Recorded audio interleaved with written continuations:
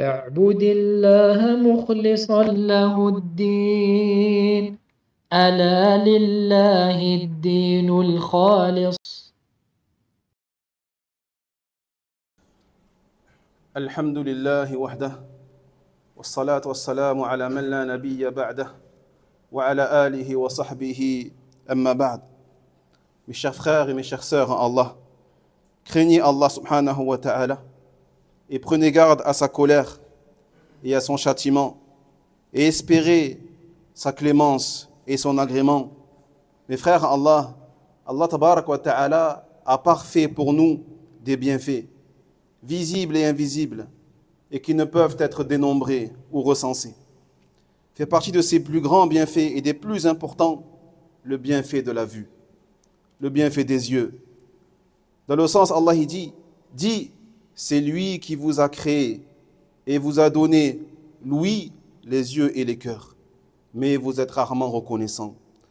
Donc, en vertu de sa grande valeur, Allah Jalla wa Ala remplacera même la cécité, la non-voyance de l'aveugle qui a patienté par le paradis. Dans le sens, Allah, il dit dans le hadith Al-Qudusi, Allah a dit, quand j'éprouve mon serviteur en le privant de sa vue, puis il patiente, je la lui remplace par le paradis. Donc le bienfait de la vue est un des plus grands bienfaits, à condition que le serviteur l'utilise dans l'obéissance à Allah subhanahu wa ta'ala. Car dans le cas contraire, il sera une cause de peine ici-bas et de regret et de remords dans l'au-delà. C'est pour cela, l'ordre divin a été donné à tous de baisser les regards et de préserver le regard. Dans le sens, Allah dit aux croyants de baisser leur regard et de garder leur chasteté. C'est plus pur pour eux.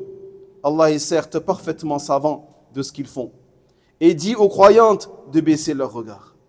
Ibn Kathir, rahimahullah ta'ala, a dit, ceci est un commandement d'Allah à ses serviteurs croyants de baisser les regards et de ne pas regarder ce qu'il a interdit de regarder et de ne regarder que ce qu'il a permis de regarder.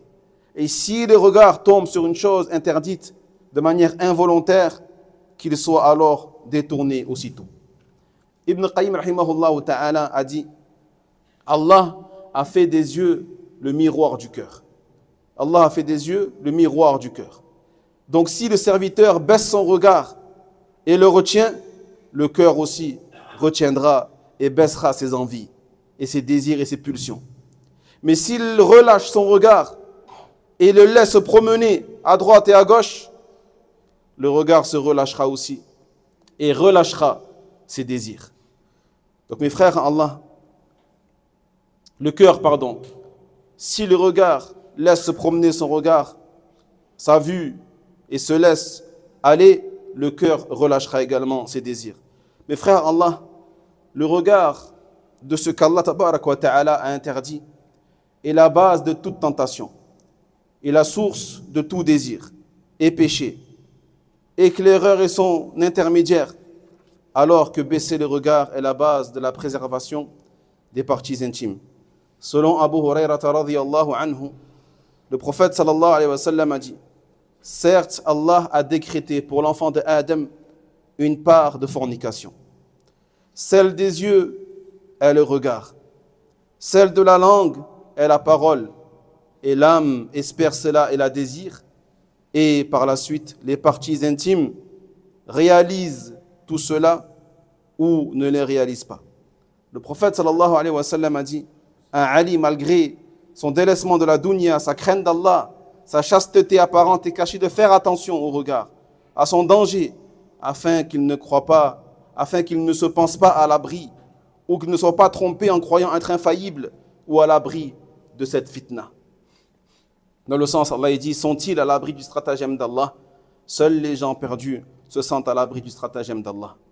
Mes frères, parmi les profits du fait de baisser les regards, qui sont très nombreux, premièrement, épargner son cœur de la douleur, de la peine et du regret. Épargner son cœur de la douleur, de la peine et du regret.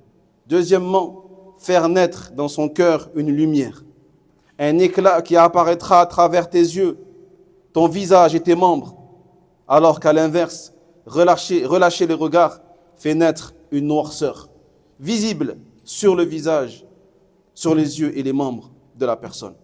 Troisièmement, cela fait naître du plaisir, une joie et une sérénité, plus grand que ceux du regard. Le plaisir de baisser les regards est plus grand que le plaisir généré par le fait de regarder les choses interdites. Et quatrièmement, cela empêche le cœur d'être en captivité par rapport à ses envies, car le vrai prisonnier est celui qui est prisonnier de ses désirs et de ses envies, de ses pulsions.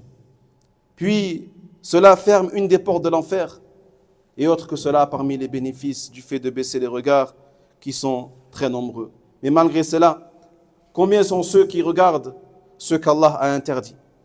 Que ce soit à l'extérieur, dans la rue, ou à la télévision, ou aujourd'hui dans les nombreux moyens de communication tels que le portable, les réseaux sociaux, YouTube, et surtout les jeunes qui passent leur journée et des heures interminables dans les réseaux sociaux et qui tombent dans des vidéos ou sur des vidéos qu'Allah tabarak wa ta'ala déteste et qui passent des heures et des heures dessus, qu'Allah nous en préserve. Que le musulman prenne donc garde à cela et qu'il sache qu'il sera interrogé. Et qu'il sache qu'il sera interrogé sur ce qu'il y a dans son cœur, sur ce qu'il a dit et sur ce qu'il a regardé. Et combien sont ceux qui sont tombés dans un péché horrible à cause d'un simple geste ou d'un simple regard. Dans le sens, Allah dit, c'est lui qui vous a créé et vous a donné l'ouïe, les yeux et les cœurs, mais vous êtes rarement reconnaissants. جعلني الله وإياكم ممن إذا زل ثاب وتاب وإذا أخطأ استغفر وعاد وحفظ أبصارنا وحفظ أسماعنا عما يبغضه وغفر لنا ولوالدينا ولجميع المسلمين. هذا وصلوا وسلموا على رسول الله صلى الله عليه وسلم وعلى آله وأصحابه أجمعين. اللهم صل على محمد وعلى آل محمد كما صليت على إبراهيم وعلى آل إبراهيم إنك حميد مجيد وبارك على محمد وعلى آل محمد كما باركت على إبراهيم وعلى آل إبراهيم إنك حميد مجيد والله أعلم. وينجي الله الذين اتقوا بمفازتهم لا يمسهم السوء ولا هم يحزنون.